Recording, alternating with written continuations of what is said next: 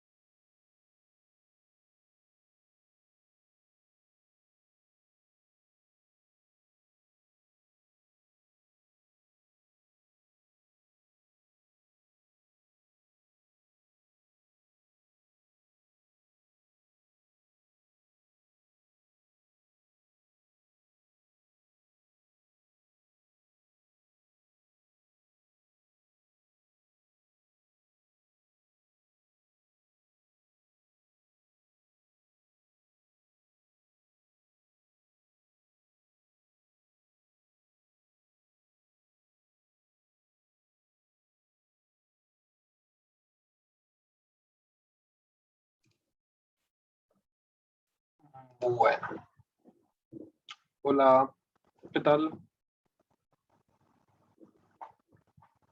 ¿Cómo están, chicos? Todo bien, profe. Hola, profe, súper bien. ¿Qué... ¿Alguien se acuerda más o menos en dónde nos habíamos quedado la última vez? Aristóteles, terminamos Aristóteles, ¿verdad?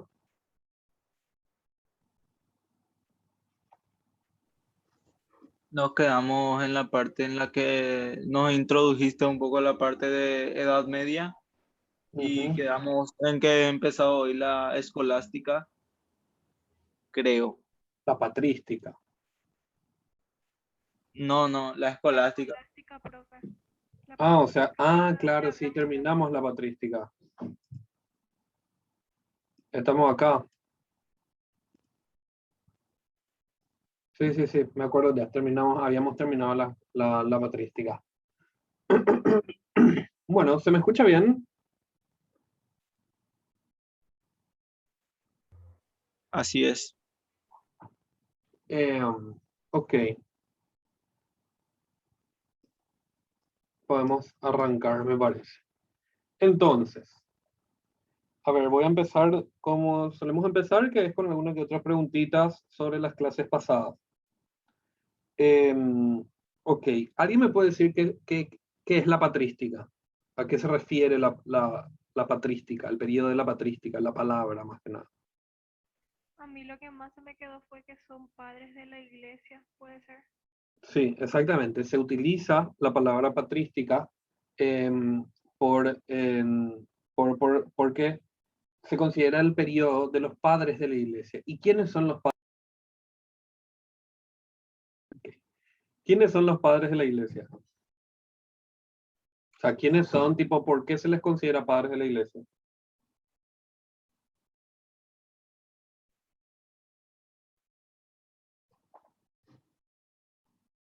¿Alguien? Mira, Los miren que que ya... comienzan a discutir las bases del cristianismo, puede ser. Y comienzan a construir dogmas del cristianismo. Sí, o sea, los padres de la iglesia son aquellos que empiezan a fundamentar toda la normativa dogmática que le da pie a la institución, o sea, a lo que posteriormente va a ser la institución del catolicismo, del cristianismo, ¿sí? O sea, los padres de la iglesia son estas figuras primarias que le empiezan a dar todo el contenido, empiezan a discutir, empiezan a escribir, empiezan a reflexionar y empiezan a constituir los primeros elementos sobre los cuales se cimenta la base de todo lo que viene a ser la religión cristiana, ¿sí? Eh, ok, ¿cuáles eran los tres periodos de el origen de la patrística?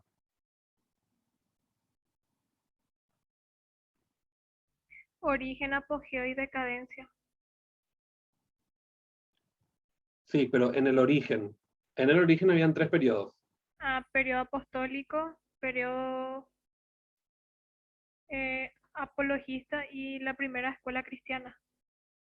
Exactamente. Súper bien. Bueno, y después nosotros le vimos a un filósofo importantísimo. ¿Cuál? San Agustín. Sí. ¿Y San Agustín a qué filósofo le tomó muchos elementos? ¿De qué filósofo tomó muchos elementos San Agustín? Platón. Súper. Bueno, ahí entonces estamos un poquito más, para ubicarnos un poquito más en lo que vamos a empezar hoy. Ok, la Edad Media. ¿Sí? Arrancamos ya. En la Edad Media, medievo o medioevo, es el periodo histórico de la civilización occidental comprendido entre los siglos V y XV. Convencionalmente, su inicio se sitúa en el año 476, con la caída del Imperio Romano de Occidente, y su fin en 1492, con el descubrimiento de América, o en 1453, con la caída del Imperio Bizantino, fecha que tiene la singularidad de coincidir con la invención de la imprenta, publicación de la Biblia de Gutenberg y con el fin de la Guerra de los 100 años. Ok, a ver, para hablar un poquitito sobre esto. ¿Qué es, o sea, para hablar un poquito sobre la Edad Media, ¿por qué es importante entender un poquito el tema de la Edad Media? ¿Cuándo empieza y cuándo termina? Previo a la Edad Media, era la Edad Antigua y había como que una reivindicación muy grande hacia los conocimientos sofisticados, era así como que el nacimiento de la filosofía, ¿verdad? O sea, ya había nacido bastante antes, solamente que había como que una cuestión de la cultura, las artes, las bellas artes, la democracia, o sea, eran todos elementos que en la antigüedad se están empezando a consolidar y se consideraban como que en gran medida elementos como que sublimes o superiores. En la Edad Media, a consecuencia del avance del catolicismo, del cristianismo, porque esto se empieza posterior a esto, la religión católica se vuelve la religión oficial del Imperio Romano, ¿sí? Entonces hay como que una especie de persecución a quienes no comulguen con las ideas del pensamiento cristiano, etcétera, etcétera, y eso se va expandiendo a lo largo de, en este caso, toda Europa, ¿verdad? También en otros países y demás. Entonces hay un periodo muy reconocido que es el periodo que se le reconocía como el oscurantismo, que se da más o menos en esta época con la persecución de todo conocimiento filosófico o científico que contravenga a los saberes de la fe, ¿sí? O sea, había como que una limitación, un marco, todo lo que sea conocimiento y reflexión que se dé dentro de los marcos permitidos de la institución eclesiástica o de los dogmas del cristianismo, entonces estaba permitido, pero cualquier cosa que empiece como que más o menos a discutir o a refutar eso, se buscaba suprimir, perseguir, condenar, etcétera, etcétera. Esto se dio en diferentes medidas, dependiendo mucho de la época, en mayor o en menor grado, y dependiendo también del lugar. Se les digo esto como para que, y esto es principalmente Europa, obviamente. La Edad Media, esto es, o sea, tipo, en gran medida la historia tiene un sesgo súper europocéntrico, se le dice, porque en realidad no hay mucha información sobre la Edad Media en América Latina, que es donde nosotros vivimos, ¿verdad?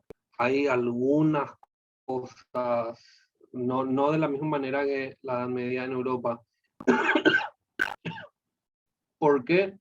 Porque en gran medida, y acá tenemos uno de los datos más importantes también con el fin de la Edad Media, que es lo que en gran parte de Europa llaman el descubrimiento de América, pero que hoy eso está muy en disputa. Hay algunos sectores que hablan de la invasión de América, no del descubrimiento, como van a descubrir algo si es que había gente acá. O sea, es como que yo me vaya ahora a Brasil y me diga descubrí Brasil. Entre otras cuestiones, ¿verdad? O sea, descubrieron ellos América, Europa descubrió América, no es que se descubrió América porque estaba escondido. Entonces hubo como que un periodo muy particular que cambia completamente el tablero geopolítico global, y ese cambio del tablero geopolítico global genera muchas fricciones entre las grandes potencias europeas por la disputa de estos nuevos territorios que estaban en América Latina. Como sabrán, se ha dado como que una disputa muy importante entre España, Francia, Inglaterra y Portugal principalmente. Hay como que otros actores, pero principalmente son estos que empiezan como que a tener como que grandes conflictos políticamente hablando, ¿verdad? Que muchos de estos obviamente terminaban en guerras, etcétera, etcétera. Y esto tiene que ver con esta posibilidad de extraer recursos naturales de una tierra que antes no concebían que existía. En fin. Eso marca, por eso es que termina ahí la Edad Media. Porque la modificación del tablero geopolítico cultural es tan radical con el descubrimiento de este nuevo continente de donde se genera toda esta esta cuestión de la disputa, que se empiezan a, o sea, se genera esta modificación radical de la sociedad. Por eso es considerado como el fin de la Edad Media, y en especial también, porque generalmente ustedes tienen que saber que más o menos los hitos que marcan el fin o el comienzo de las edades, de las diferentes edades, tienen en realidad como que muchos elementos, muchos condimentos, no solamente uno, no solamente, ok, caída del Imperio Romano, fin. No, tiene como que muchos elementos que determinan justamente en una modificación de las reglas de juego global, por así decirlo. Y el descubrimiento de América fue uno, y otro fue, y un elemento como que bastante importante, si bien no fue una cuestión tan tajante, pero sí fue así claramente un factor decisivo en la modificación de las discusiones sociales, fue la invención de la imprenta. El primer libro, la imprenta es una máquina que sirve para poder reproducir libros, no vamos tanto a decir imprimir, porque imprimir nos remite un poco a la impresora y esto era muy distinto, eran como que especies de, o sea, era como una especie de plancha que vos cerrabas y que le ponías tinta y así, o sea, era como que los primeros formatos del libro. Previo a esto, ¿cómo se hacían los libros? Los libros se copiaban a mano, entonces era muy difícil conseguir un libro, y aparte que la gente lo en gran medida era analfabeta, porque no es que era tan necesario aprender a leer, imagínense.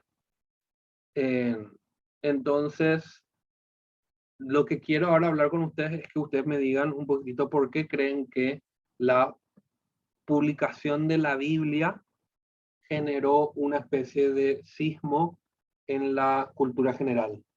Sismo tipo terremoto.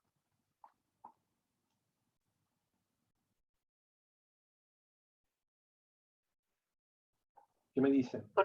Porque se popularizó el conocimiento. Sí, pero ¿por qué eso sería un problema? ¿Por qué eso traería un problema?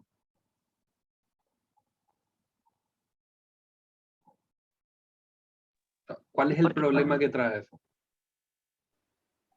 Porque las personas empezarían a, no sé, tener pensamientos diferentes o, ¿cómo decir? Cuestionarse más cosas respecto a algunos entes, se puede decir. Cuestionar la enseñanza. Sí, bastante por ahí. ¿Alguien más quiere tirar alguna opinión? ¿O quiere intentarlo? Pero es por ahí, ¿eh?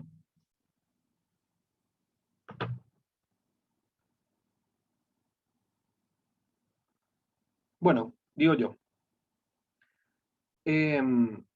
Genera en gran medida mucho conflicto, mucho disturbio social, un terremoto, porque hasta esta época la gente no tenía acceso a las sagradas escrituras y a esas cuestiones.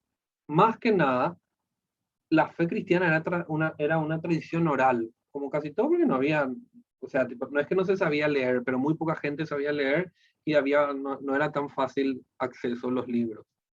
Entonces era más que nada una tradición oral, era una cuestión así tipo que se reproducía de generación en generación, y el hecho de que de repente un libro que antes, hacer un libro te podía tardar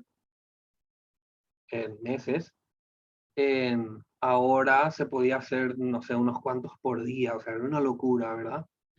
Entonces, eso popularizó bastante el conocimiento, como dijo la compañera, pero generó lo que dijo el compañero también, que es que la gente tuvo en sus manos las Sagradas Escrituras y empieza a decir, espera un segundito, pero a mí me dijeron otra cosa, a mí el obispo o el abad o el clérigo de mi iglesia, el párroco, no sé, cosas, a mí me dijeron otra cosa, yo no, espera un segundito, pero si esta es la Sagrada Escritura, entonces el otro me estuvo jodiendo. Entonces así como que se empieza a generar en gran medida en diferentes movimientos que empiezan a discutir sobre la interpretación de la Biblia. se empieza a debatir sobre exactamente qué representan los diferentes versos, versículos, etcétera, etcétera. Y eso es lo que empieza a generar como que en gran medida algo que va creciendo y que posteriormente deviene en la crisis de la Iglesia Católica que se da con el protestantismo de Martín Lutero, que corta de raíz en los tratos con la Iglesia Católica, ¿verdad? Pero bueno, nos estamos adelantando muchísimo. Eso nomás quería más o menos que tengamos en cuenta para entender un poquito más o menos el contexto en el que se da esto. Esto todavía estamos en la etapa más primaria del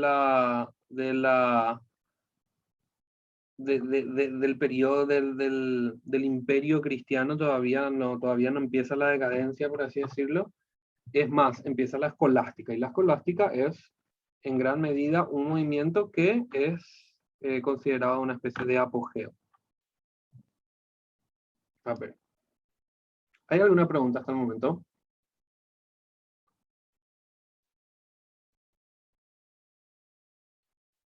De mi parte, no, profe. Ok. Bueno.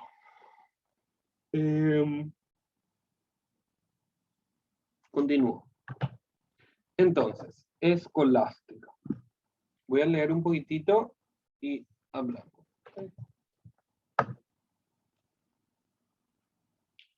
En sentido estricto, es la filosofía cristiana de la Edad Media.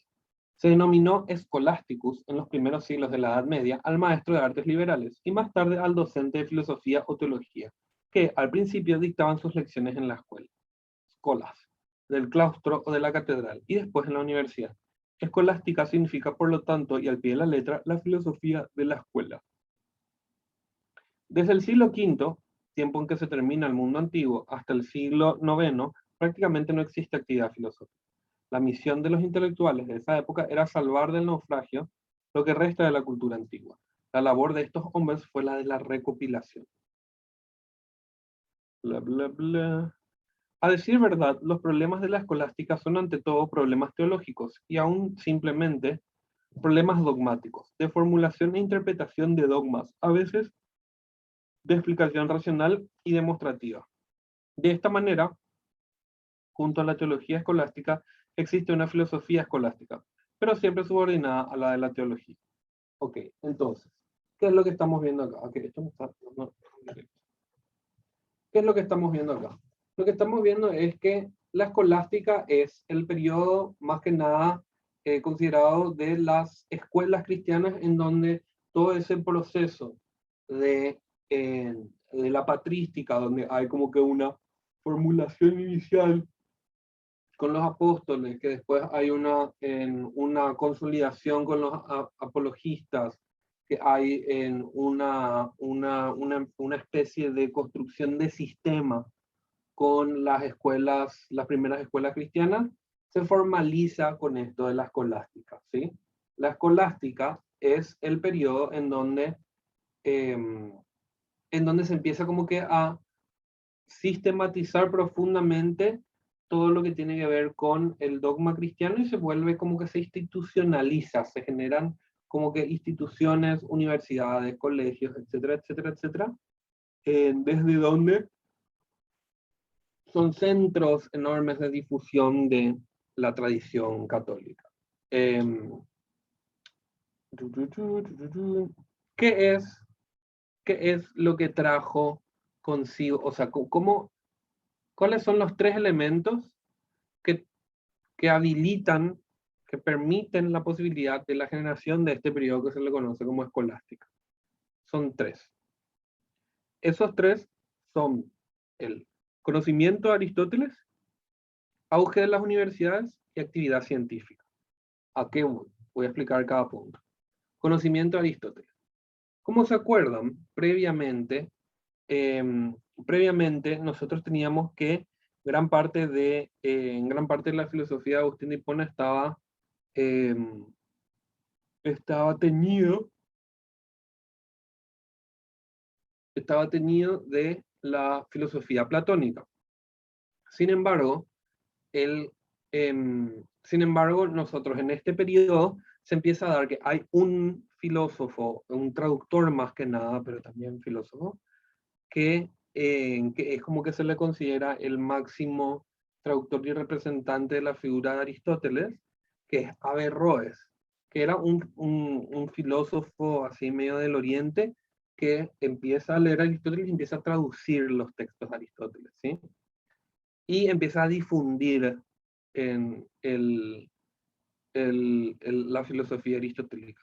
Empieza a difundir muchísimo y la filosofía aristotélica se empieza a expandir. Acuérdense que en este periodo, o sea, que en esta época de la vida no era demasiado fácil la cuestión de compartir textos ni nada por el estilo. Entonces, todo este tiempo le tomó a la sociedad, todo este tiempo en el sentido de que, hasta la Edad Media, por ahí le costó a la sociedad empezar a enterarse de todo lo que fue en Aristóteles 400 años antes de Cristo.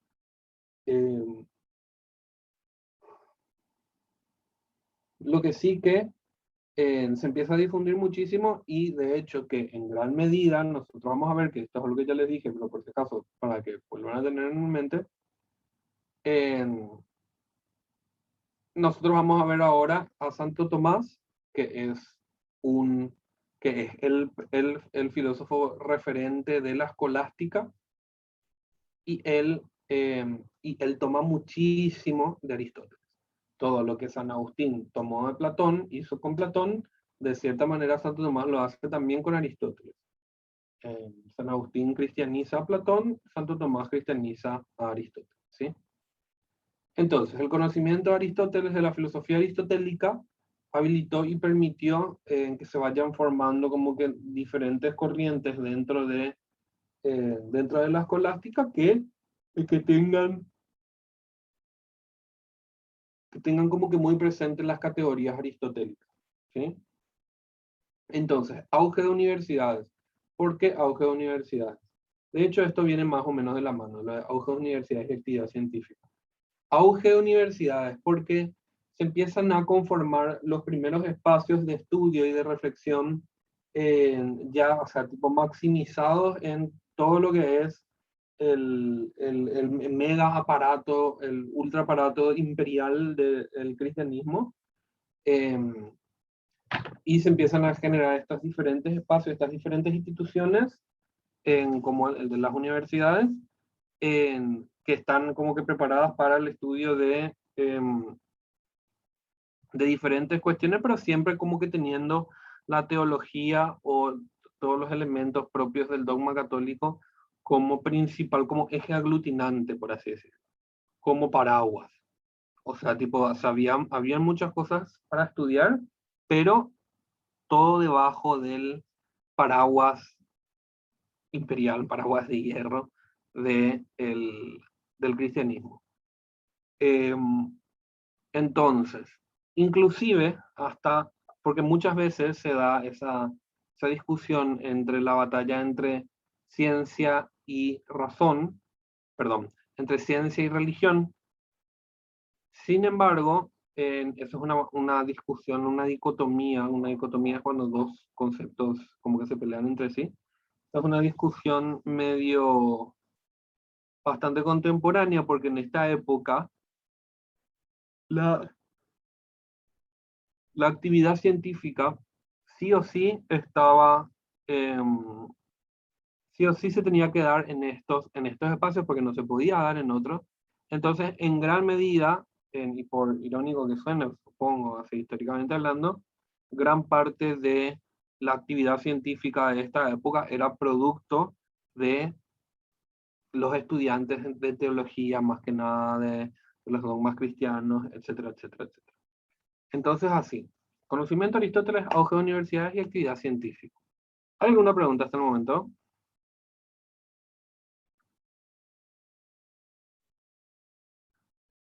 No, profe. Buenísimo. Estoy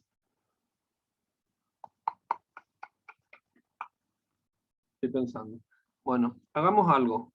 Tengamos este primer recreíto de 5 minutos y después volvemos con San Anselmo, pruebas a priori y a posteriori, y el argumento ontológico, que eso es medio particular. Entonces váyanse, prepárense un café y volvemos en 5 minutos con San Anselmo, porque es como que algo considerablemente importante y medio da un poquito de vueltas. ¿Sí? Dale, profe. Dale.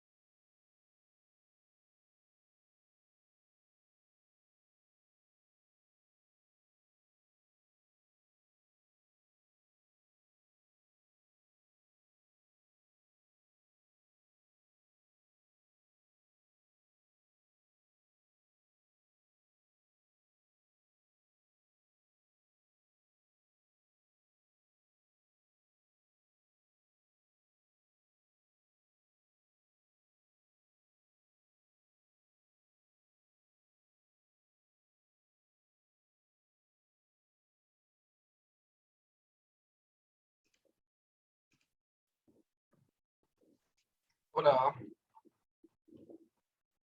¿qué tal? ¿Estamos?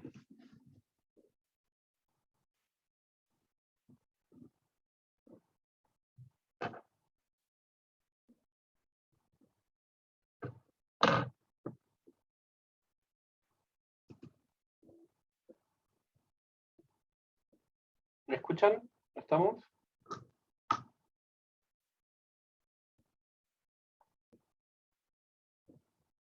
Sí, profe. Ok.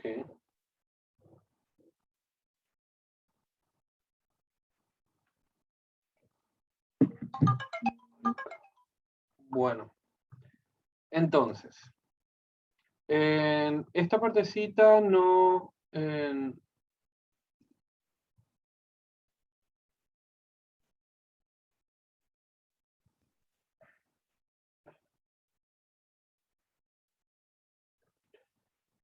esta parte de los principales referentes,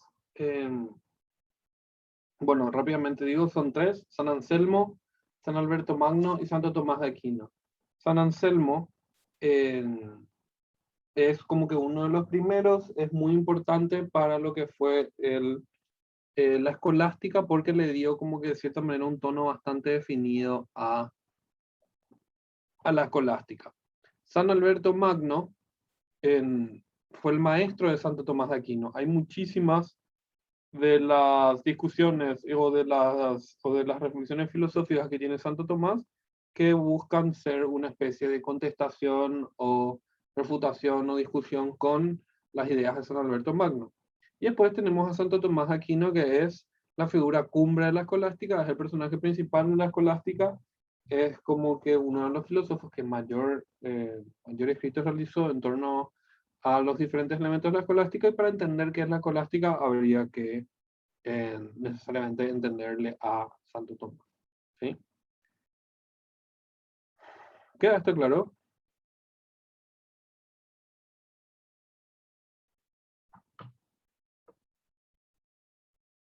Ok, continúo. San Anselmo, pruebas a priori y pruebas a posteriori. A ver. ¿Alguien sabe más o menos qué significa a priori y a posteriori? Más o menos se imagina.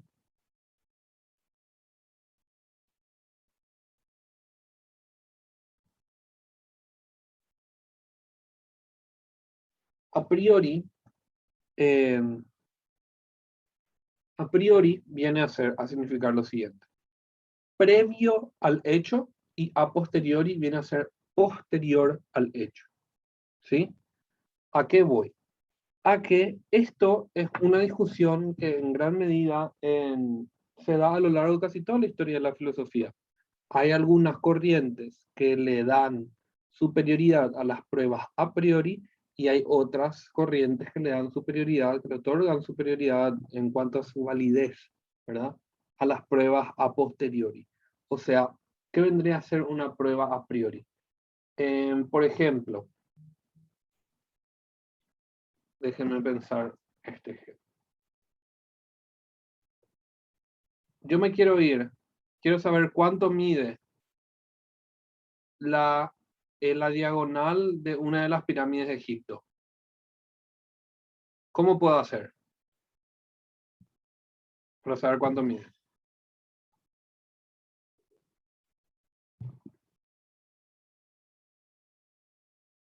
Alguien me tiene que responder.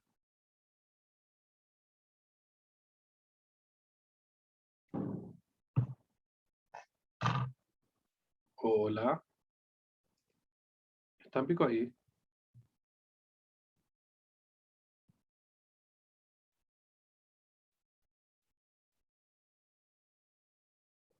Hola.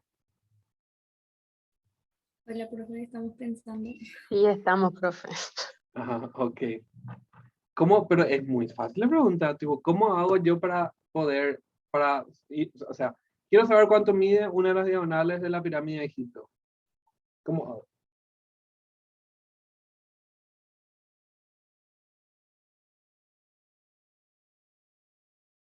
No hay una respuesta necesariamente correcta. Tiren lo que se les ocurra. Cualquier cosa puede ser.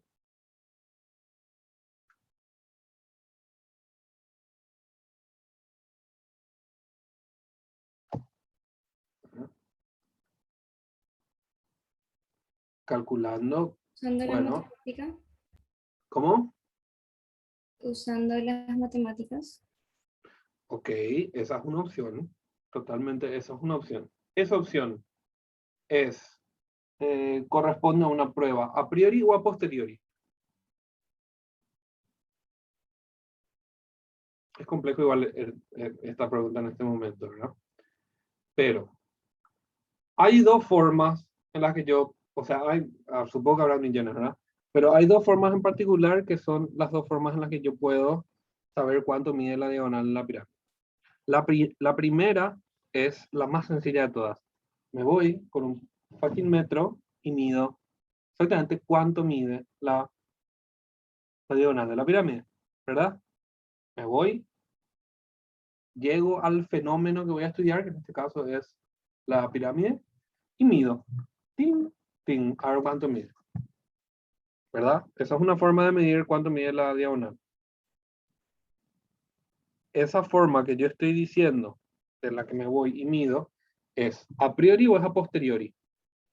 A posteriori puede ser, Perfecto. ¿Por qué? porque la pirámide ya está hecha. Entonces vos te vas a medir algo que ya está hecho. Claro, exactamente. O sea, no es que ya está hecho, o sea, sí, pero o sea, yo necesito al fenómeno, que el fenómeno suceda, en este caso es que la pirámide exista, para poder hacer un análisis. ¿Sí? O sea, análisis a posteriori es un análisis después de que haya pasado. ¿Sí? Y el cálculo viene a ser a priori o a posteriori.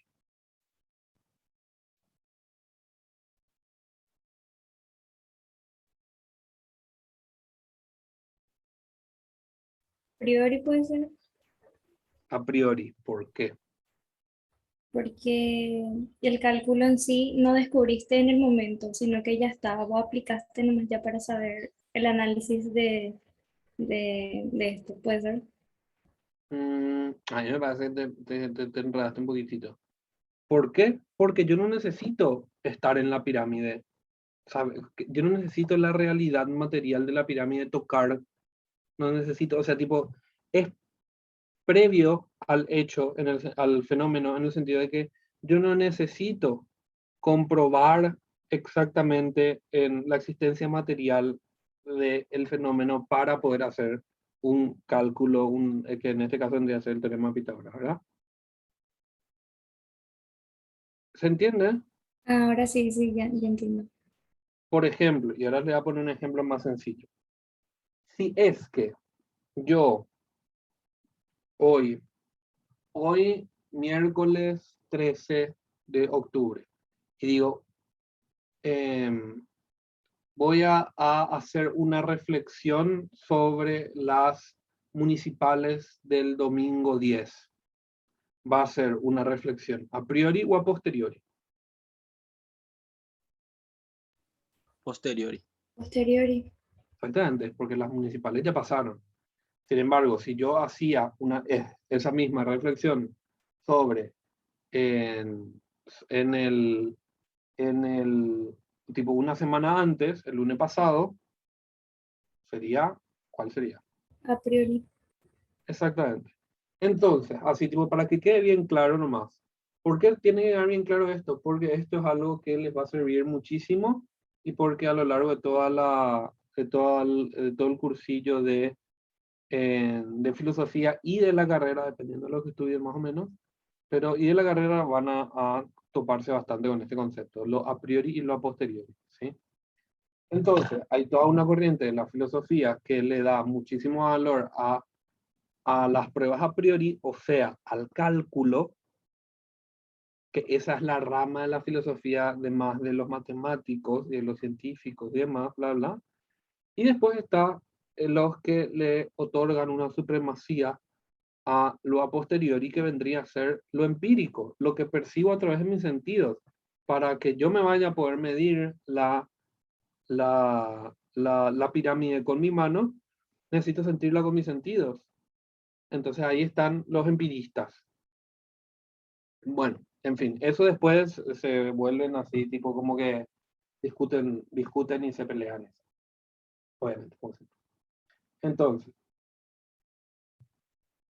¿qué es el ver, ¿qué es el argumento ontológico?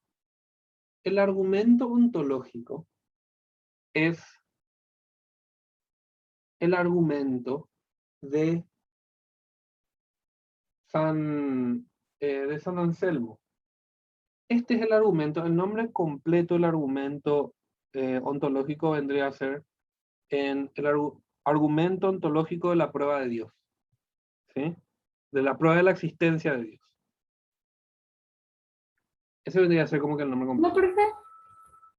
El argumento la prueba ontológica de la demostración de la existencia de Dios.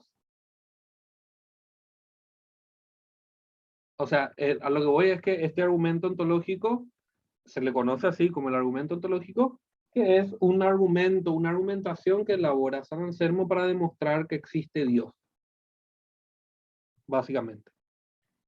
Esta argumentación la hace en términos a priori. Es un argumento a priori. ¿En qué sentido? En el sentido de que lo que dice San Anselmo es que no es necesario que se baje un Dios del cielo con barba, con no sé qué cosa, que bla, bla, y que te diga, hola, soy Dios, para que vos sepas que Dios existe. No hace falta eso. Vamos a hacer un análisis a priori de la existencia de Dios. Y yo te voy a demostrar a priorísticamente por qué existe Dios. Y ahí articula en esto que es el argumento ontológico. El argumento ontológico es un argumento en gran medida que es un poquito, es muy discutido, tienen que saber ustedes. Hay muchísima gente que discute con este argumento, independientemente a que tiene como que, ¿se acuerdan los argumentos de Zenón? Las paradojas de Zenón, que son así tipo, ok, tienen un poco de sentido, pero no tanto otra vez, porque al final no es así, al fin y al cabo. Bueno, algo parecido es el argumento ontológico. O sea, lo que voy nomás es que en algún momento o sea, ahora vamos a empezar a hablar del argumento ontológico y les va a parecer así tipo medio forzado. Y está bien que así les parezca. Porque es un poquito, es contraintuitivo. Entonces, vamos a hablar un poquito del argumento ontológico y ustedes me dicen qué les parece. ¿Sí? Voy a leer y continuamos. Esto dice, escribe San Anselmo. Por cierto, no puede hallarse en el entendimiento aquello acerca de lo cual no puede pensarse una cosa superior, ya que si se encontrara solamente en el entendimiento, se podría pensar también que estuviera en la realidad y por ende que fuera mayor. Si, por lo tanto, aquello de lo que no se pudiera pensar se hallara solo en el entendimiento, aquello de lo cual no pueda pensarse algo mayor es, en cambio, algo de lo que no se puede pensar una cosa mayor. Pero esto, por cierto, es imposible. Por lo tanto, no hay duda de que aquello de lo cual no se puede pensar nada superior existe tanto en la realidad como en el entendimiento. Ya, vamos a bajar esta tierra, ¿sí? Dios no puede existir solamente en el entendimiento, es decir, en el pensamiento, porque en ese caso, esto ya es una bajada a tierra, ¿no? Sí, esa onda, es medio trabalingüístico. Porque en ese caso no sería Dios. Dios es la suma absoluta de todas las perfecciones y la existencia. Y la existencia es una perfección. Por lo tanto, si la existencia es una perfección y Dios es el ser perfecto, no solo debe existir en el entendimiento, sino también en la realidad.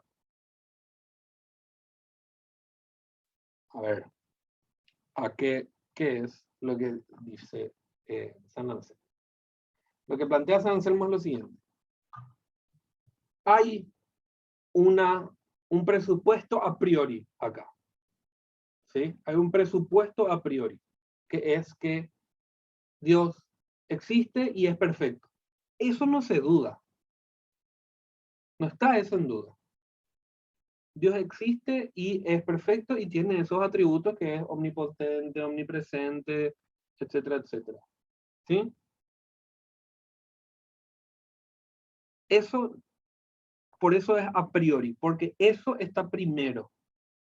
Después, la segunda etapa, por así decirlo, del argumento ontológico, lo que dice es, si es que Dios es perfecto, omnipotente, omnipresente, omnitodo, entonces no puede solamente existir en mi cabeza, tiene que existir en la realidad. Porque si no existiese en la realidad, no sería perfecto, ni omnipotente, ni omnipresente. No sería Dios. Por ende, tiene que existir también en la realidad. ¿Se entiende esto?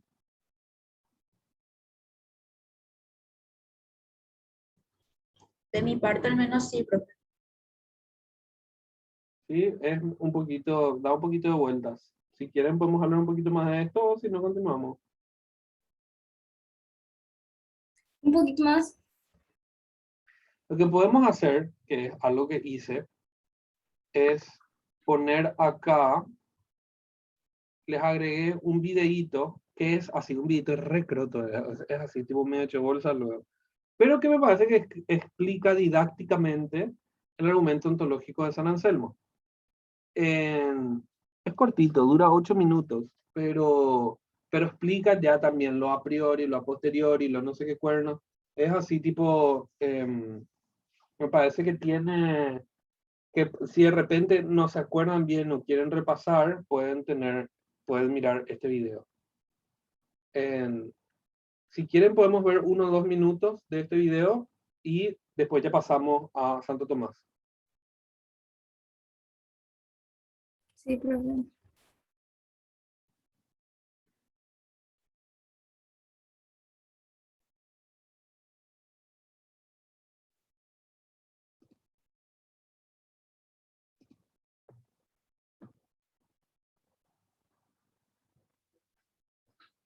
¿Ustedes ven el video? Sí, profe. Sí. Ok. Pero yo tengo que hacer algo para compartir el audio, ¿verdad? Que se escuche bien.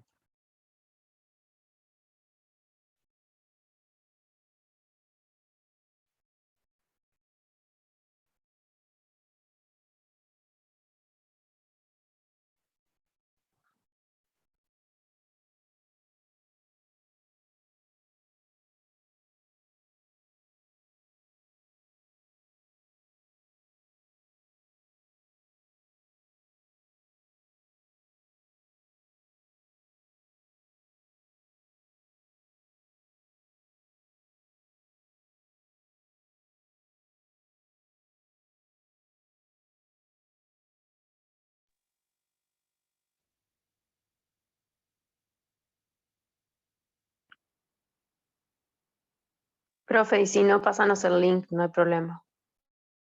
Yo nomás no escucho el audio. No, yo tampoco no escucho. Pregunté si escuchaban el audio y como nadie me dijo nada, pensé que estaba compartiendo. A No, ver, por eso te dije que si querés nos compartís el link, si es que no sale el audio, profe. No hay problema. ok.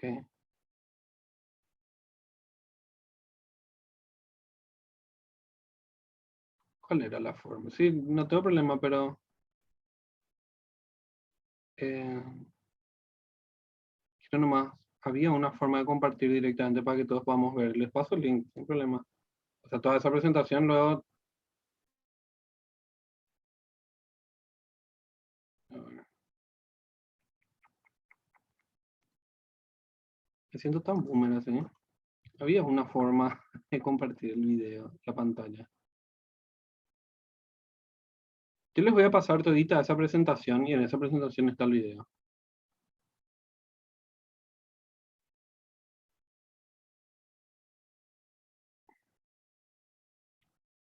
Bueno. Acá está. Bueno. Dale. Les dejo nomás entonces para no perder tanto tiempo y después ven ustedes por su cuenta.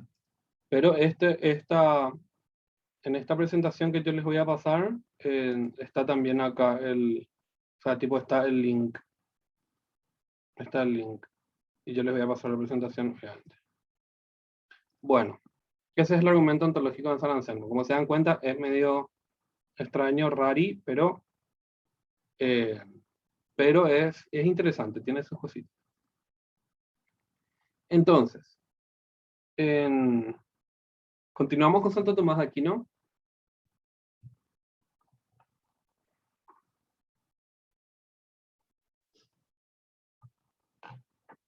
A ver, está prendida mi cámara. Sí. Ahí está, Santo Tomás de Aquino.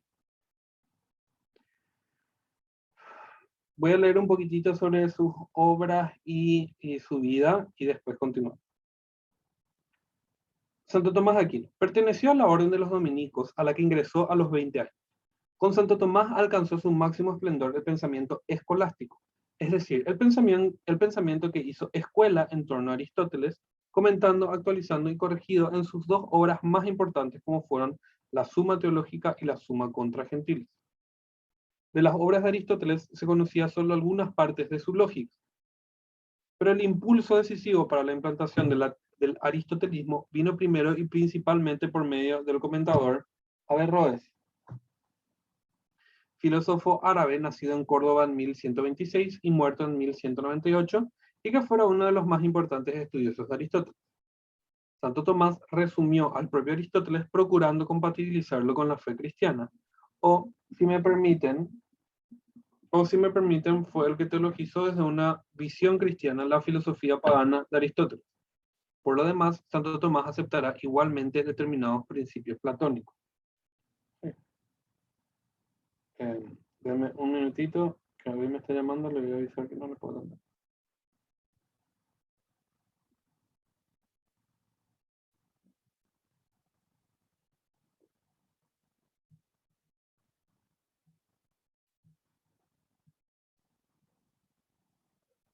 Ok.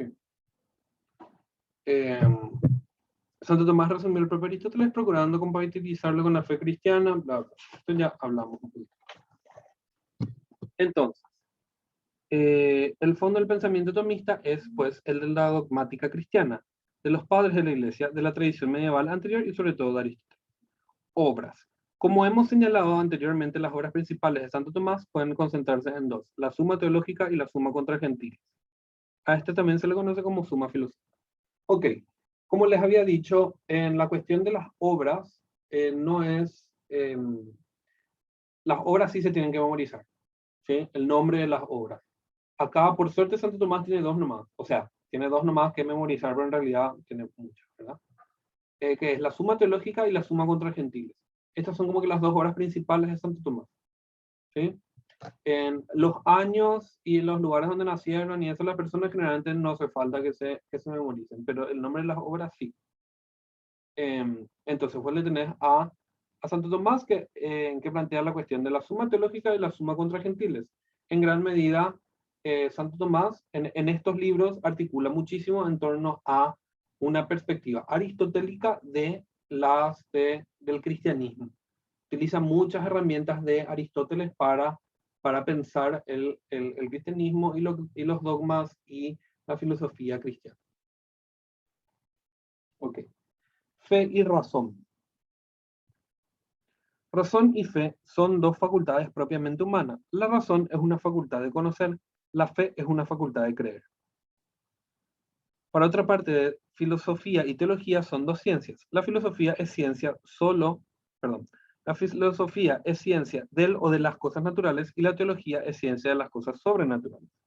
Entonces, según Santo Tomás. En cuanto a la relación entre filosofía y teología, lo que es lo mismo entre fe y razón, Santo Tomás afirma que la fe es norma negativa de la filosofía. Esto significa que cuando una proposición científica, es decir, una proposición obtenida de la razón, se encuentra en desacuerdo con una verdad de fe, dicha proposición es falsa. Pero existen verdades reveladas que también pueden ser demostradas racionalmente. Ok, ¿a qué va con esto? Esta parte de la fe. ¿Qué es lo que plantea Santo Tomás? Santo Tomás plantea lo siguiente. La fe y la razón para Santo Tomás son dos cosas completamente distintas. Hasta el punto de que no pueden llegar inclusive a contradecirse. Y está bien que se contradigan, según Santo Tomás. Está bien que se contradigan. Lo que dice Santo Tomás es que la fe es la facultad de creer. O sea, y la razón es la facultad de conocer. Por eso es que las distancias tanto. Son dos cosas completamente distintas. O sea, el conocer, para conocer uno utiliza la razón, ¿sí? Y para creer uno utiliza la fe. Y ahí es bajo más o menos desde donde distancia y empieza a generar estas cuestiones, que es lo que hace es tipo, vos tenés tu fe por un lado y tenés tu razón por otro lado, y no necesariamente tienen que coincidir. Es más, hay algunas veces, lo que decía Santo Tomás, que estas se pueden llegar a contradecir. ¿Y qué pasa si es que se contradicen y qué pasa cuando se contradicen? Lo que dice Santo Tomás es que ante una contradicción entre fe y razón, gana la fe. Si hay una verdad o hay un dato, un elemento revelado por la razón que se contradice con la fe es superior en el sentido de que hay que desechar eso revelado por la razón porque no puede ir en contra de la fe, porque la fe es superior. ¿A qué? ¿Se acuerdan cuando vimos los problemas de la fe que se titulaba los problemas de la fe? Que estaban el agnosticismo, que estaba el ateísmo, etcétera, etcétera. Vimos una corriente que se vincula mucho con esto. ¿Cómo se llamaba?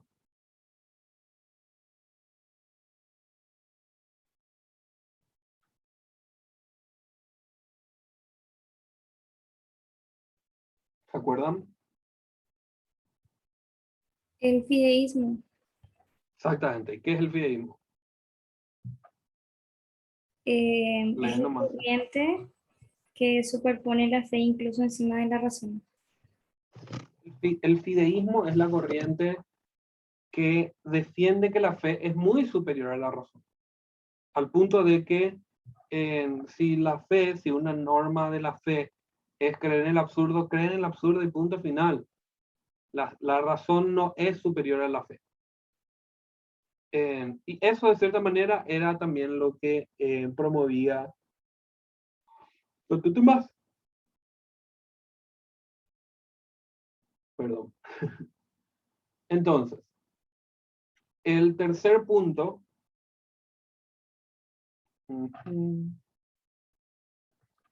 Entonces, para Santo Tomás, toda la razón, toda la ciencia está necesariamente subordinada a la fe. Subordinada en el sentido de que todo el conocimiento científico, filosófico, matemático, etcétera, etcétera, etcétera, estaba como que orientado a tratar de estimular la fe. ¿Queda esto claro? Sí. Buenísimo. En eso, Santo Tomás habla de las potencias del alma. O sea, lo que plantea Santo Tomás es que las almas tienen diferentes potencias. ¿A quién le hace acordar la palabra potencia?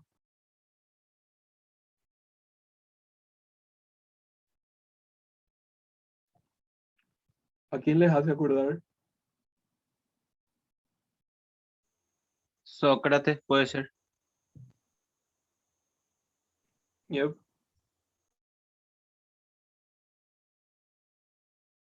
Vamos, es re fácil. Les estuve diciendo su nombre 10 veces. Aristóteles. Exactamente. ¿Se acuerdan del ser en potencia y del ser en acto? Esas eran categorías aristotélicas. Entonces, lo que dice Santo Tomás es el alma que tiene el ser humano, o sea, el alma como transversal, ¿verdad? El alma de todo cuanto existe, tiene diferentes potencias, ¿sí? O sea, el alma tiene diferentes no es atributos, pero son diferentes facultades, por así decirlo, ¿verdad? O sea, diferentes potencias. ¿Cuáles son esas? El alma vegetativa, el alma sensitiva, el alma apetitiva, el alma locomotiva y el alma intelectiva. Esto nosotros ya habíamos visto. ¿En quién? En Aristóteles. Justamente. Aristóteles decía que existían tres tipos de almas, tres clases de almas. Una era el alma vegetativa, otra era el alma sensible. O sea, el alma vegetativa que le correspondía mayormente a las plantas. Otro que es el alma sensitiva, que le correspondía mayormente a los animales. Sí, que le correspondía mayormente a los animales que tenían uso de sus capacidades sensibles. Y después el alma intelectiva, que era el alma con la capacidad de hacer ejercicios intelectuales y racionales, ¿sí? Esas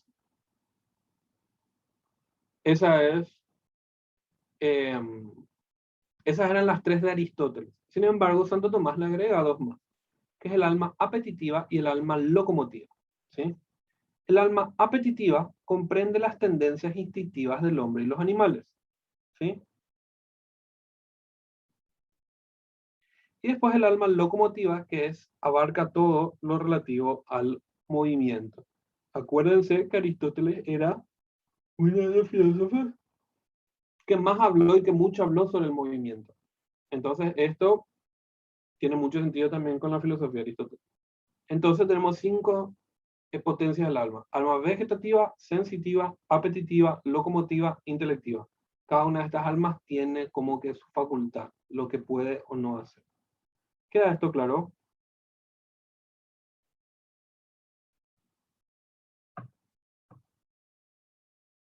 Sí, profe. Sí, profe. Buenísimo. Entonces, ahora vamos a la solución aristotélico-tomista. Es como que una especie de trabalengua. El método. El método del conocimiento, según Santo Tomás, parte de nuestras observaciones y de la experiencia sensible acerca de las cosas que nos rodean. Nuestras percepciones sensibles captan datos singulares y concretos. Ahora bien, el auténtico conocimiento humano es el intelectual, que aprehende las esencias universales. ¿Y qué son las esencias universales? Son los conceptos. La epistemología tomista sigue los pasos de Aristóteles. Por eso, para ampliar más este tópico y evitar ser tan reiterativo, invito al alumno a remitirse plano. Ok. ¿A qué se refiere? ¿Se acuerdan que en gran medida, cuál era una frase así súper importante que decía Aristóteles sobre los sentidos? ¿Se acuerdan? Había una frase que les dije, esta frase es muy importante, que de hecho que está en negrita en el libro.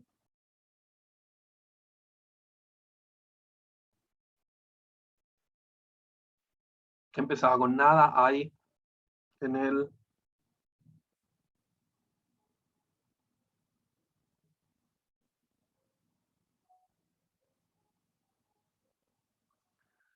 La frase era, nada hay en el conocimiento que no haya estado primero en los sentidos. ¿Sí? Entonces, ¿qué hace Santo Tomás? Santo Tomás toma esto en gran medida de lo que dice en Aristóteles y lo que arma es la solución aristotélico-tomista. Aristotélico por Aristóteles y tomista por él, que es Santo Tomás, ¿verdad? Que básicamente lo que busca es superar esa dicotomía entre la razón y las experiencias sensibles. Y lo que dice es que en realidad el conocimiento es una suma de las dos cosas, de razón y de sensaciones, y que no existe posibilidad de conocimiento que no interrelacione esos dos elementos, ¿sí? Si es que quieren encontrar una parte donde lo define un poquito más, nosotros en el cuadernillo está en la página, bueno, no se ven, o sea, tiene diferentes páginas los diferentes cuadernillos. Pero está en la parte, hay una especie de glosario hacia el final. Y tenemos en el intelectualismo la definición de la solución aristotélico-tomista. ¿Por qué? Porque esto es conocido como el intelectualismo. Esto que les digo yo, tipo la superación de la dicotomía entre la razón y la experiencia sensible, se le considera, en este estadio, se le considera el intelectualismo. ¿Y qué es el intelectualismo? Es una solución al problema del origen del conocimiento que ofrece un aspecto común con el racionalismo y otro con el empirismo, representando una síntesis o posición intermedia entre ambos, lo cual no significa que históricamente derive de ellos, ya que los precede en sus formulaciones más acabadas. ¿Por qué dice eso? Porque nosotros, por ejemplo, como se habrán dado cuenta, todavía no empezamos a hablar de los de los racionalistas, ni tampoco de los empiristas. Sin embargo, alguien ya acá o ya soluciona eso, antes de que se generen esas dos olas importantes. Pero eso vamos a ver después. Eh, Tanto los sentidos como la razón son necesarias para el conocimiento, aunque la razón lleva la primacía.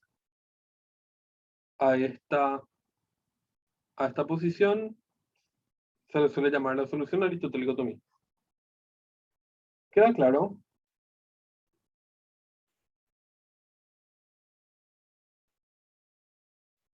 ¿Queda claro?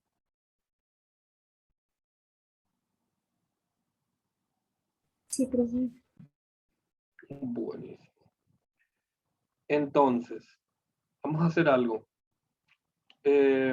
Vamos a tener de nuevo 2 minutos de pausa, 3, y volvemos con los 4 pasos para las vías, las 5 vías para llegar a Dios, ética y política, y terminamos Santo Tomás. ¿Les parece? Vayan, tomen agua, despiértense y volvemos en 3 minutos. Dale, profe.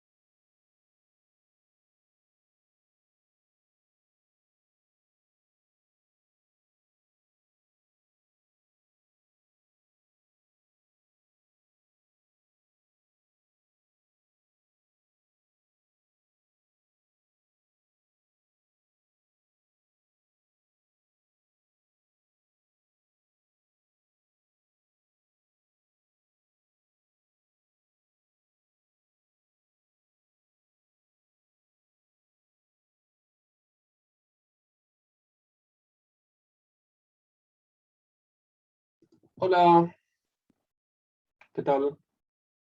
Vamos volviendo.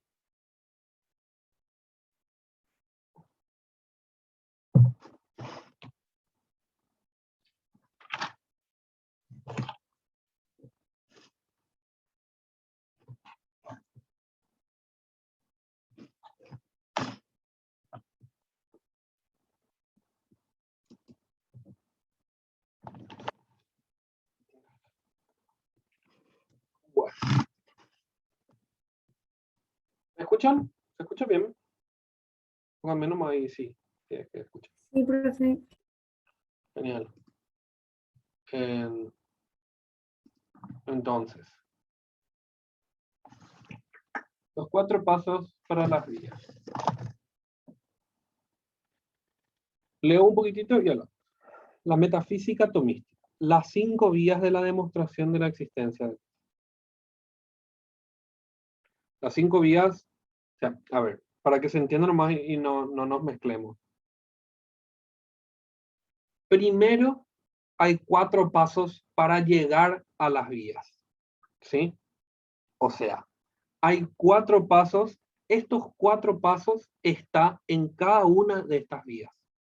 Ustedes tienen que ser conscientes de eso. Ahora voy a leer para que quede claro, pero no quiero más que se mezclen demasiado. En la demostración de la existencia de Dios, Santo Tomás rechazó el fundamento ontológico de San Anselmo. O sea, ese fundamento que acabamos de estudiar, Santo Tomás rechaza. Pues, según él, dicho argumento realiza un salto ilegítimo del mundo de las ideas al mundo de la realidad. En San Anselmo, del simple hecho de tener la idea de Dios, se deriva la necesidad de su existencia. En este sentido, Santo Tomás no partió de la idea de Dios, partió de la experiencia sensible, de los datos empíricos transmitidos por los sentidos, de las condiciones a posteriori que le brindaban la realidad, es decir, de las cosas que encontraban en la experiencia concreta y tangible, bla, bla, bla. De ahí arranca y halla 5 caminos distintos que conducían a un solo punto, Dios. Basándose en la concepción del entendimiento, Santo Tomás remontó en sus 5 vías desde la mutable contingencia de las realidades del mundo hasta la inmutable necesidad de Dios, es decir, remontó desde los efectos a la causa. Tomen en cuenta en cada una de estas dichas vías, ustedes encontrarán lo siguiente. O sea, ¿qué es lo que vamos a ver ahora? Los 4 pasos para las vías. En cada una de las 5 vías para llegar a Dios, que son estas que están acá, del movimiento, de la cosa eficiente, de lo contingente y necesario, etcétera, etcétera, en cada una de esas 5 vías para llegar a Dios, vamos a encontrar estos 4 puntos, estos 4 pasos, ¿sí? ¿Cuáles son las 5 vías, profe? Acá. Se está viendo, ¿verdad? Sí. Ahí está. Acá. Ahí. Estas son las 5 vías. Las 5 vías para llegar a Dios. Del movimiento, de la causa eficiente, de lo contingente y necesario, de los grados de la perfección del ser y del orden del mundo. Igual, nosotros ahora vamos a ver los 4 pasos. En cada una de estas vías vamos a encontrar estos 4 pasos, ¿sí? O sea, en cada una de estas vías vamos a encontrar los 4 pasos. El primer paso es el punto de partida. Parte de algo que todo el mundo puede comprobar, datos empíricos reales que se presentan de modo manifiesto en los sentidos, ¿sí? Cada una de las vías parte de un punto de partida que es parte de la experiencia sensible de cualquier persona, que no se puede negar, ¿sí? El segundo paso es el de la causalidad eficiente. Aquello de lo que se parte, los datos que vendrían a ser los datos de la experiencia, tienen siempre una causa para que ocurra, ya que las cosas no suceden sin causas que la produzcan. O sea, a ver, tenemos un punto de partida, que es algo que es absolutamente innegable para cualquiera, qué sé yo, tipo que es, no sé, la existencia del vaso, siempre con el ejemplo del vaso. Lo que dice Santo Tomás es que el principio de causalidad eficiente significa que aquello de lo que parten O sea, tipo, si yo asumo que existe el vaso, yo tengo que asumir también que alguien creó este vaso. Porque asumir la existencia del vaso es asumir también la existencia de que algo o alguien o una causa creó ese vaso. ¿Sí? Yo no puedo asumir el vaso sin asumir que algo generó el vaso. El tercer paso, el principio de imposibilidad de la serie causal. Tienen todos nombres muy shalai nomás, no son tan confusos como sus nombres hacen que parezca. Principio de imposibilidad de la serie causal. Por mucho que pretendamos alargar la cadena de causalidad, al final tendríamos que aceptar una causa primera. O sea, lo que plantea es el principio de imposibilidad de la serie causal es que nosotros podemos, qué sé yo, el vaso. El vaso fue creado por, no sé, una máquina de plástico que genera los vasos, ¿verdad? La máquina de plástico fue creada por no sé, por una fábrica. La fábrica fue creada por los obreros. Los obreros fueron creados por, así, etcétera, etcétera. Yo voy para atrás en las causas, ¿verdad? Una serie causal. Lo que plantea esto, el tercer paso es principio de imposibilidad de la serie causal, o sea que por mucho que yo me vaya para atrás en la serie causal, al final, siempre tenemos que llegar a una causa primera. No importa si me voy muchísimo o si me voy poco nomás, sí o sí existe una causa primera, porque por algo vos te puedes ir para atrás. ¿Sí? ¿Se entiende esto? Sí, profe. Cualquier cosa me paran y me preguntan. Y el punto de llegada. Al final de la cadena de causalidad está Dios, como causa primera o última, luego existe. O sea, ¿qué es lo que plantea en el cuarto paso? Es el punto de llegada. O sea, nosotros tenemos primero el punto de partida, ¿sí? El vaso. Segundo, el principio de causalidad eficiente. O sea, si yo asumo que existe el vaso, tengo que asumir que algo generó el vaso. Porque no tienes, o sea, no es coherente que yo pueda asumir que existe el vaso sin asumir que algo generó el vaso. ¿Sí? Entonces, posterior a eso, si yo asumo que algo generó el vaso, yo tengo que asumir que algo también generó aquello que generó el vaso. ¿Se entiende? Esa cadena que va en efecto dominó, pero hacia atrás. ¿Se entiende? Y el último, que es el punto de llegada, lo que dice es, si yo asumo la existencia del vaso, eso significa que asumo que algo generó el vaso. Si yo asumo que algo generó el vaso, yo tengo que asumir que algo también generó eso que generó el vaso. Entonces, el cuarto punto es, eventualmente en algún momento, por más de que sea muy larga o muy corta la cadena, siempre hay un punto de llegada que es Dios. ¿Se entiende?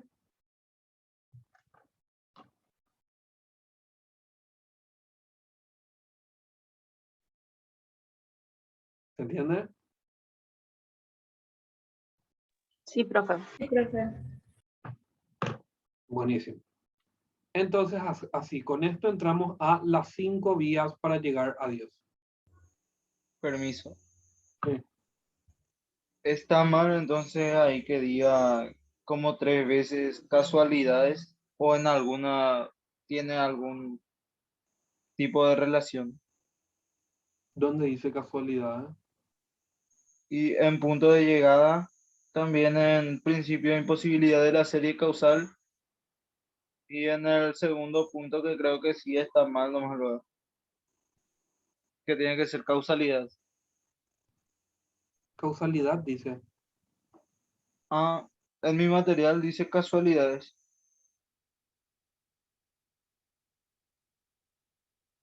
Porque están ¿Dónde? hablando de dos cosas distintas. El profe está hablando de la placa y creo que vos, Mauri, estás hablando del material que tenés escrito.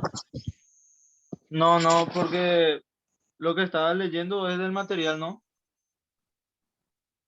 No sé qué estás leyendo vos. Yo estoy leyendo sí, el cuadernillo. Sí, ese mismo. Y este dice principio de causalidad eficiente. Ah, en este nomás entonces está mal. Capaz que sí. Siempre es muy confuso la cuestión de casualidad y causalidad. O sea, la gente le suele confundir un poquito. Pero sí. Eh, en fin. Esa era tu pregunta, si es que estaba bien o si estaba mal. Sí, porque cuando leía la parte de lo que estaba leyendo también me pareció que podría tener un sentido también y entonces me confundí un poco. Claro, entiendo. Sí, no, es causalidad. Cuidado con esa palabra que suele ser confusa. Es causalidad, no casualidad. Entonces, continuamos con las 5 vías para llegar a Dios. Eh, la primera, y ahora vamos a entender también cómo se relacionan estas 5 vías para llegar a Dios con los 4 pasos para las vías. Vía del movimiento. Esa es la primera vía. Todo lo que se mueve por otro.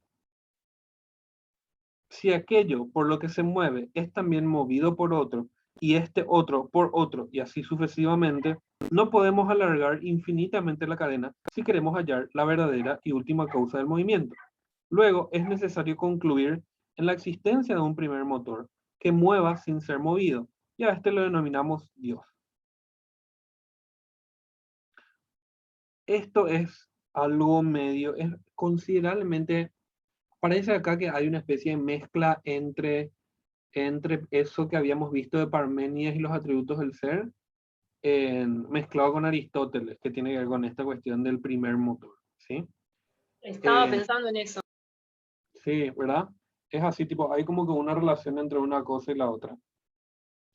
Entonces, la primera vía para llegar a Dios es la del movimiento. O sea, a través del movimiento yo puedo demostrar que existe Dios, porque si es que algo se mueve, si es que yo muevo algo, o sea, si es que cualquier cosa tiene movimiento, eso significa que algo lo está moviendo. Y así, causalísticamente, para decirlo de alguna forma, si me voy para atrás en la cadena causal, eventualmente llego a Dios, según Santo Tomás. Entonces, es necesario concluir en la existencia de un primer motor que mueva sin ser movido, y a esto lo denominamos Dios. Vamos con la segunda vía. La vía de la causa eficiente.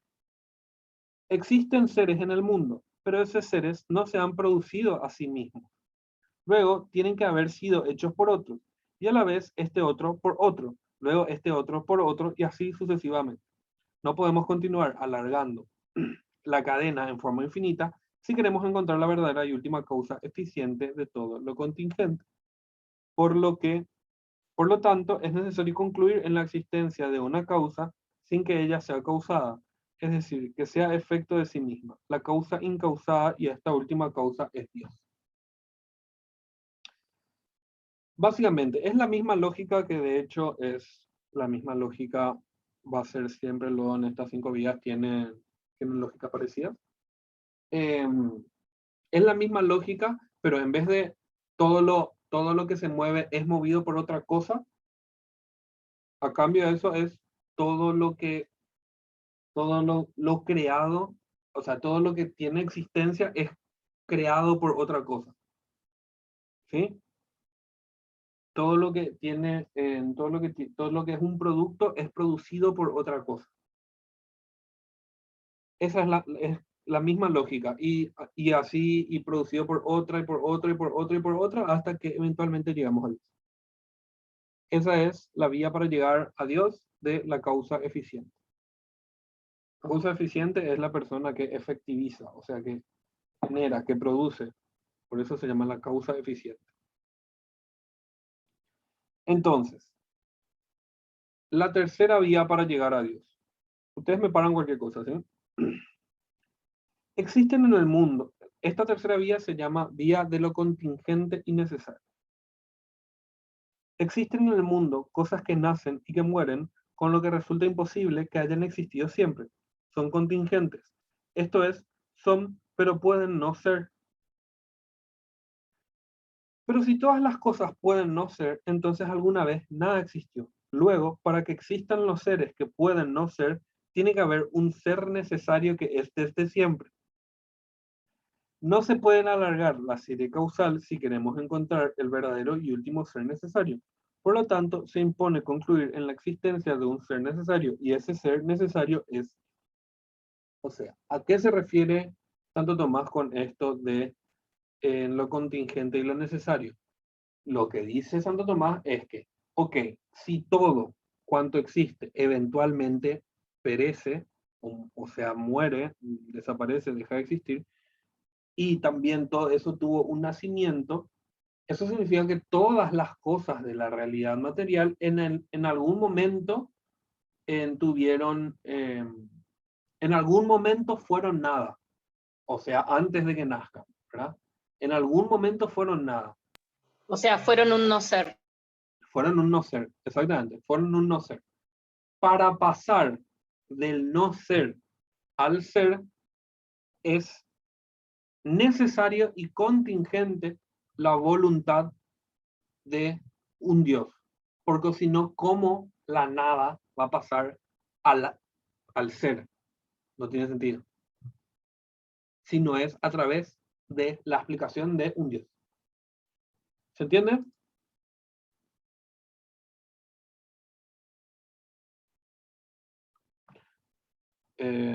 Ahí Héctor, digamos, todo eso creo que es un buen punto. Sí, definitivamente es capaz uno de los argumentos más sólidos entre estos que estuvimos viendo.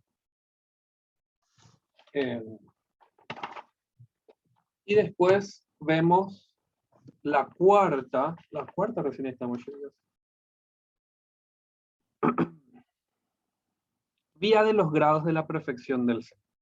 Se encuentran en el mundo cosas mejores y cosas peores, más o menos perfectas, pero el más y el menos perfecto se dicen de diversas cosas, según se aproxime de diferentes modos a algo que sea perfecto, más perfecto que las cosas. Ya vamos a llegar a eso. Existe, por lo tanto, algo que es perfectísimo y por consiguiente realísimo, real a lo máximo. Más lo que se dice máximamente tal en algún género, o sea, lo más perfecto en su género, es causa de todos los individuos que están comprendidos en aquel género. Hay, por lo tanto, necesariamente algo que sea causa de la perfección que en mayor o menor medida existen en las cosas. Y ese ser perfecto hacia lo cual tienden las cosas es Dios. A ver. Vía de los grados de la perfección. Lo que dice acá Santo Tomás es interesante. Plantea que vos puedes decir que algo es lindo o que algo es feo. Y que ese algo, o sea, estoy tipo haciendo como que más entendible la idea, ¿verdad? Algo es lindo o algo es feo. Y ponerle que vos encontrás algo que es más lindo. Y que es más lindo. Y que es más lindo. Y ves así como va creciendo gradualmente la belleza de ese algo. De ese lo que sea. Entonces, ¿qué es lo que dice? ¿Qué es lo que dice Santo Tomás? Lo que dice Santo Tomás es: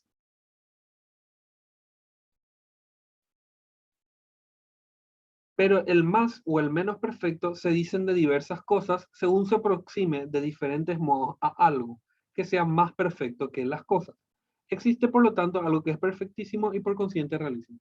Lo que dice es que, de la misma manera que yo puedo decir esto es lindo y esto es más lindo y esto es requete recontra lindo y esto es ultra lindo y esto es perfectamente lindo, así, de la misma manera yo puedo hacer con el, como por así decirlo, el género de la perfección.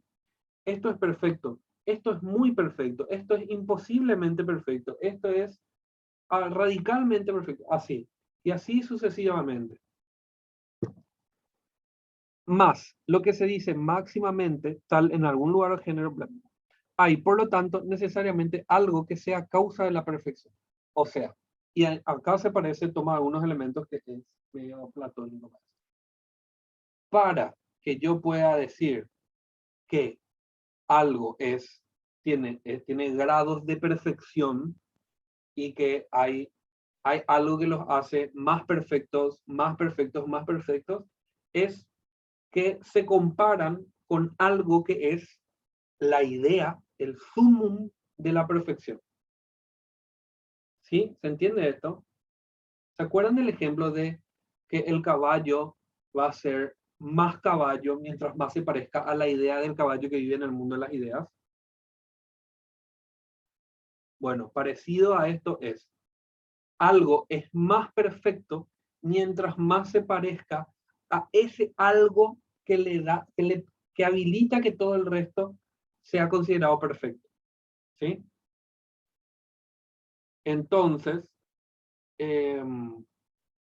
y eso, ese algo que hace de la posibilidad de que las cosas tengan grados de perfección, ese algo es Dios.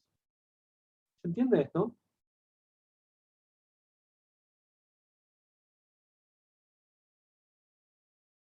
¿Queda claro?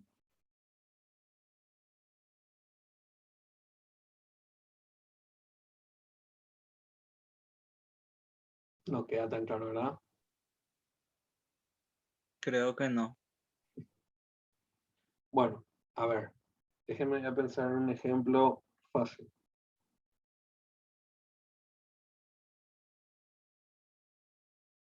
Quedó bastante claro el tema del caballo y me parece que no, capaz que eso fue lo que no se terminó de entender.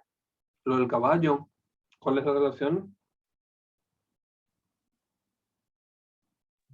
Se entiende que lo perfecto puede ser más perfecto y aún más perfecto. Y eso, lo máximamente perfecto, tiene que haber sido algo que lo creara y ese sería Dios. ¿Estamos bien? No tanto. No es que Lo tiene que más haber perfecto de lo algo más que lo perfecto creara. sería Dios. ¿Cómo? Lo más perfecto de lo más perfecto, ¿no sería Dios? Eso es Dios. No es que algo creó eso perfecto, sino que lo más perfecto de lo más perfecto de lo más perfecto es Dios. Eso es Dios. Sí, exactamente. Entonces ahí, de los grados de la perfección del ser, lo que dice Santo Tomás es que Dios es esa idea de perfección que las cosas en el mundo, o sea, en este caso, Santo Tomás toma algo, es más platónico que aristotélico, ¿sí? En este caso. ¿Se acuerdan cuando hablamos de lo del caballo que para ser más caballo, más se tiene que parecer a la idea del caballo? Bueno, las cosas perfectas, para ser más perfectas, se tienen que parecer lo más posible a la idea de la perfección sumum capital que viene a ser Dios. Eso es. ¿Se entiende? Sí. Súper.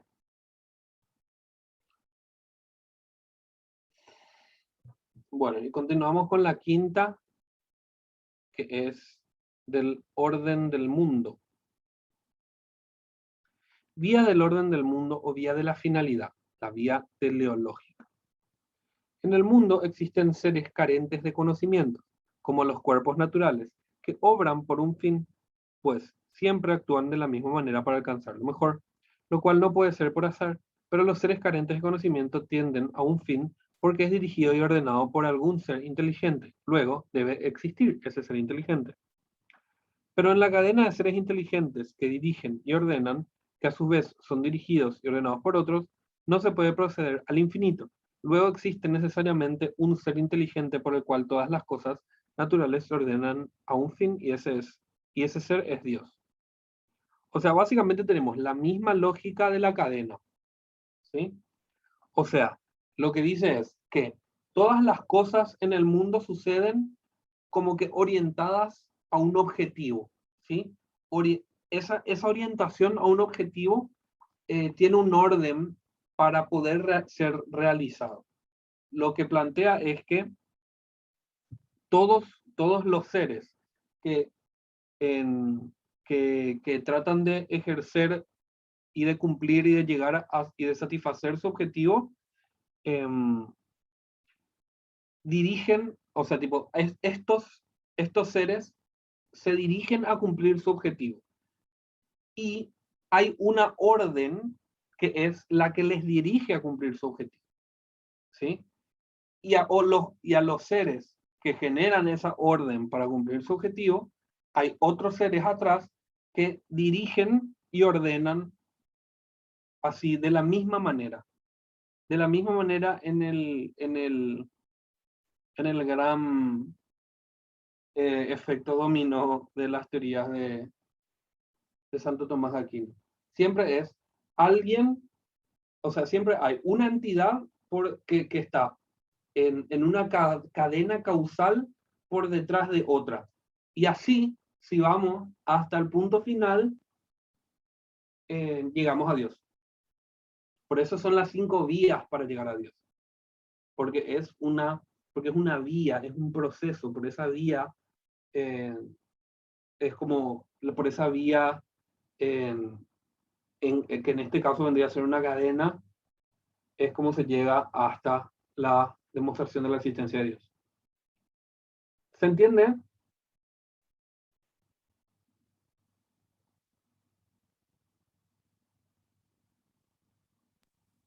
Sí, profe. Bueno, cualquier cosa me preguntan de nuevo. Entonces, ahí fue, 19:47. Vamos a darle rápido la parte de ética y política y entonces terminamos Santo Tomás por ahí. La ética tomista.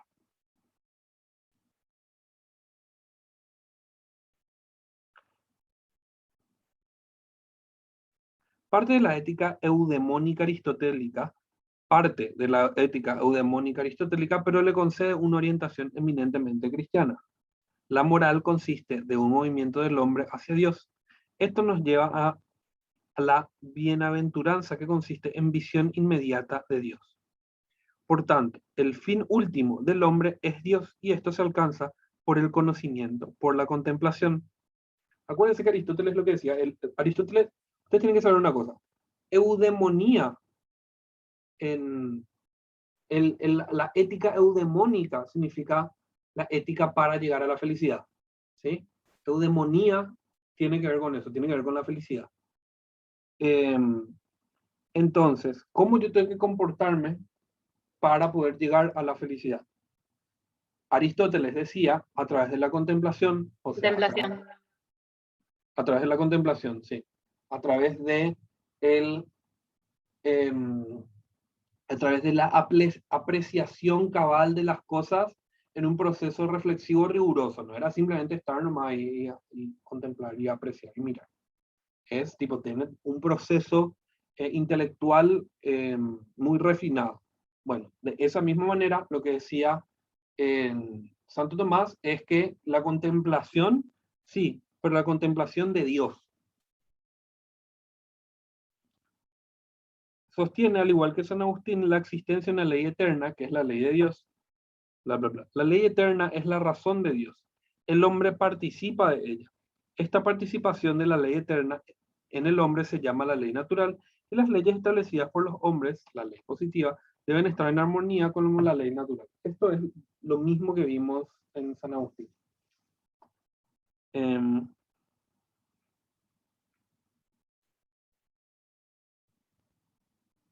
En Santo Tomás, el cumplimiento de la ley natural conduce, por decirlo así, a la felicidad natural, pero además, dado el carácter espiritual del alma humana sobre la felicidad natural, se alza la posibilidad de una felicidad sobrenatural que no es propia de esta vida, sino de la otra, y que le es dada gratuitamente por Dios.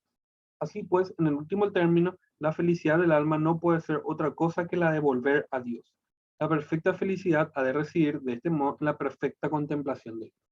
Básicamente la felicidad es la contemplación de Dios y el ejercicio a través de las leyes de la naturaleza.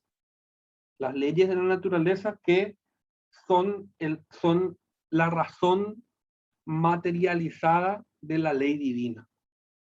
¿Sí? O sea, en la naturaleza se materializa la ley divina.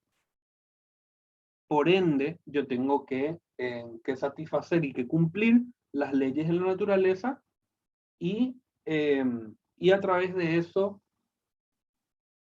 contemplar a Dios. Y eso es lo que genera felicidad. ¿Se entiende? Sí, profe. Y entonces, con eso llegamos al octavo y último punto, que es política. Que me parece que es súper evidente que es lo que opina Santo Tomás de la política. La filosofía del Estado de Santo Tomás tiene inspiración aristotélica. El hombre es por naturaleza un animal social y la sociedad es para los individuos y no el individuo para la sociedad. Sí, eso es importante entender. La sociedad es para el individuo y no el individuo para la sociedad. El poder deriva de Dios y considera la monarquía moderada como la mejor forma de gobierno y la peor a la tiranía. En todo caso, la potestad superior le corresponde a la Iglesia y todo gobierno debe estar subordinado al poder de la Iglesia. La Iglesia es a quien le corresponde, existe como que un monarca moderado, o sea, no muy tirano, no muy escandaloso, que sea como que el gestor, el que toma las decisiones, por así decirlo, pero siempre en subordinación a los poderes de la Iglesia. Los intereses de la Iglesia. Profe, una pregunta. Sí. Tomás de Aquino estaba obviamente a favor de que la Iglesia tenía que estar por encima de todos los poderes, vamos a decir, ¿no? ¿Y San Agustín era lo contrario o no? No, ¿También? no. Qué macana. Sí, San Agustín, o sea, tipo, el vínculo de la... O sea, estamos hablando en plena Digamos, Estado de época, Iglesia. Sí, sí. en plena época del imperio de la Iglesia, o sea, tipo, que de hecho que si opinaban distinto a eso, probablemente no hubiesen sido padres de la Iglesia. O no hubiesen sido esos referentes que hoy son, que hoy son considerados.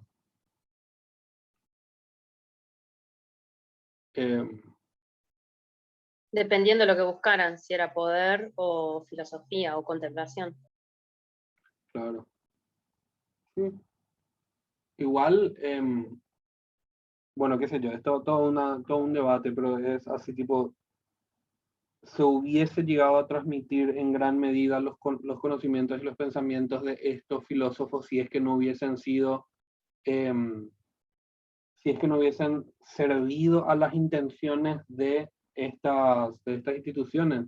Santo Tomás y San Agustín probablemente no te estoy diciendo otro, pero Santo Tomás y San Agustín hasta hoy lo son, no sé, como que se revisan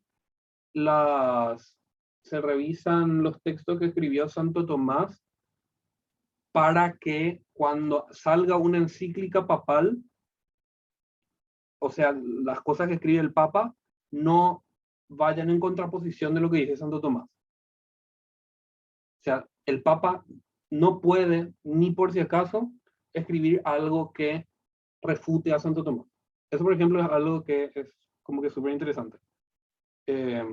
Pero eso pasa hasta hoy.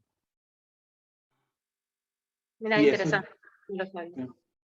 yo creo que eso, por ejemplo, no sería así si es que no fuesen, si es que no le hubiesen sido como que útiles a la estructura de la Iglesia. Bueno, en fin. Sí, eso, monarquía moderada, siempre y cuando el monarca esté subordinado al poder de la Iglesia. Esa es la política en Santo Tomás.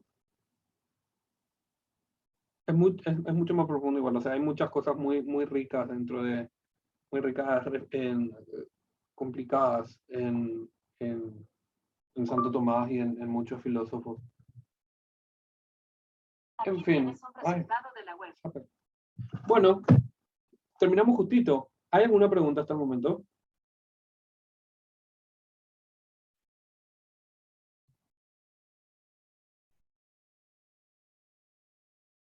¿No? Bueno. Está bien. ¿Les parece entonces? Genial, gracias, Pau. ¿Les parece entonces si empezamos la próxima ya con la Edad Moderna y...